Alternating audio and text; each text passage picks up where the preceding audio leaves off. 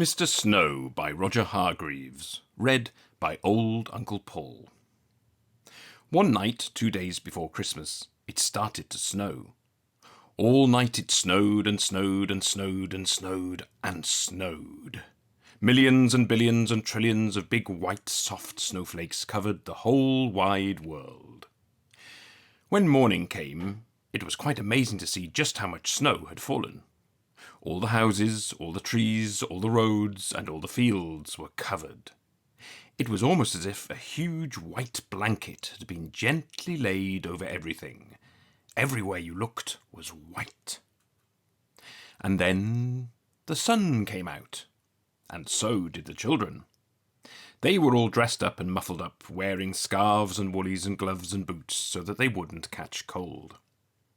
All the children were so excited to see so much snow, which isn't surprising really, because there was more snow than they'd ever seen before. Some of them went on their sledges, racing down the hills. Some of them, who didn't have sledges, threw snowballs at each other.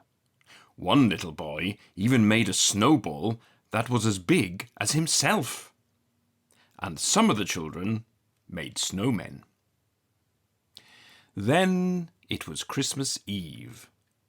The children all went home early so that they could go to bed early, so that they could get up early to see what Father Christmas had brought them. But that particular Christmas Eve, Father Christmas was in trouble. And the trouble was that it had snowed so much that Father Christmas was stuck. Well and truly stuck. There was so much snow that his reindeer simply couldn't pull his sleigh piled high with all the presents that he had to deliver to all the children. "Oh dear," thought Father Christmas to himself. "Oh dear me, what am I to do?" He sat down on his sack of toys and thought how he could manage to deliver all the presents to all the children before they woke up on Christmas morning. "Oh dear me," he said out loud, and sighed. Now, it just so happened that Father Christmas had got himself stuck just beside a snowman which one of the children had built, and that gave him an idea. A good idea. A very good idea. A very good idea indeed. "How would you like to help me?" he asked the snowman. But of course the snowman didn't answer, because snowmen can't talk, can they? "Of course, I'll have to use some of my magic to bring him to life," thought Father Christmas to himself. So he tugged his white beard 3 times and muttered some Father Christmassy magic words into it. Suddenly, you might almost say magically, the snowman did come to life. "Hello, Father Christmas," said Mr. Snow, which was the snowman's name. "You look a bit sort of stuck if you ask me, which you aren't, but I'll say so anyway, and if you ask me again, I'd say you need a sort of helping hand, if you know what I mean, which you probably do, because that's probably why you've brought me to life, which you certainly did, so can I be of any assistance?" Mr. Snow, as you might have gathered, was a rather talkative sort of a snowman. "Exactly," beamed Father Christmas. "Let's get started." And start they did. Mr. Snow gave Father Christmas an enormous push, and off they went. They divided the work between them. It was Mr. Snow's job to make sure that all the right toys for all the right boys and all the right toys for all the right girls were put into all the right sacks. It was Father Christmas's job to make sure he took all the right sacks down all the right chimneys and delivered all the right toys to all the right boys and all the right toys to all the right girls. Mr. Snow and Father Christmas made sure that Susan got her teddy bear. Mr. Snow and Father Christmas made sure that Peter got his train. Mr. Snow and Father Christmas made sure that John got his piggy bank. Mr. Snow and Father Christmas even made sure that little Jane got a squeaky pink elephant to play with in the bath. And then, all of a sudden, they discovered that, between them, they'd finished. "I'd like to thank you very much indeed for helping me deliver all the right toys to all the right boys," said Father Christmas, shaking Mr. Snow by the hand. "Not forgetting all the right toys to all the right girls," replied Mr. Snow, shaking Father Christmas by the hand. "And now I'd better turn you back into a snowman again," said Father Christmas. "Thank you again, and goodbye." "My pleasure," smiled Mr. Snow. And do you know, from that Christmas to this Christmas, Father Christmas always chooses a snowman to help him. So the next time you build a snowman, you'd better make sure you build him properly, because somebody you know might want that snowman to give him a hand. And you know who that would be, don't you? The end.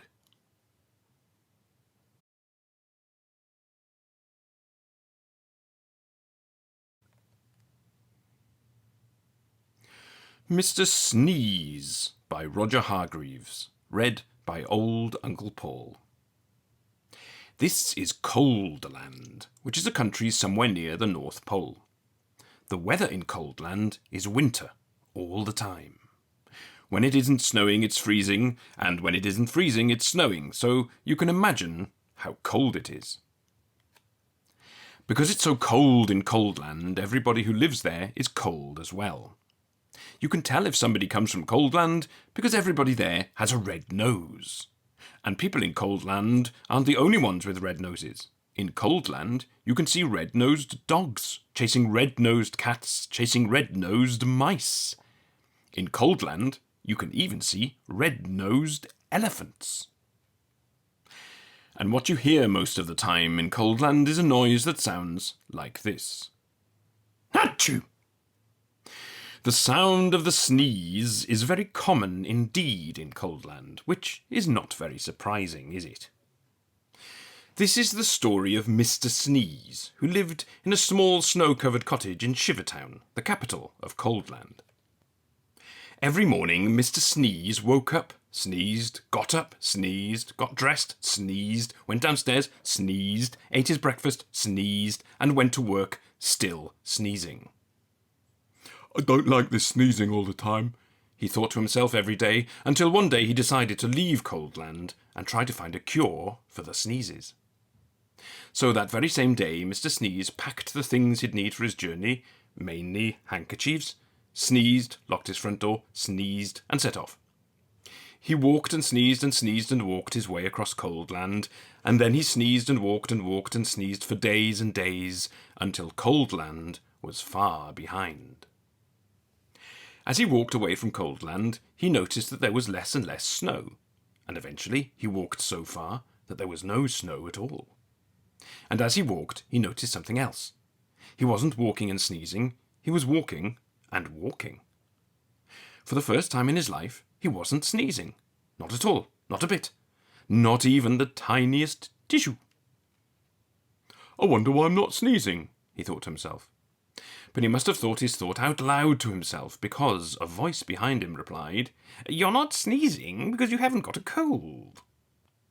Mr. Sneeze jumped, turned, and there behind him stood a wise old wizard. What's a cold? Asked Mr. Sneeze. A cold is what you catch when you're too cold, said the wise old wizard wisely. Oh, said Mr. Sneeze, but I come from a country called Coldland, where everybody is too cold all the time.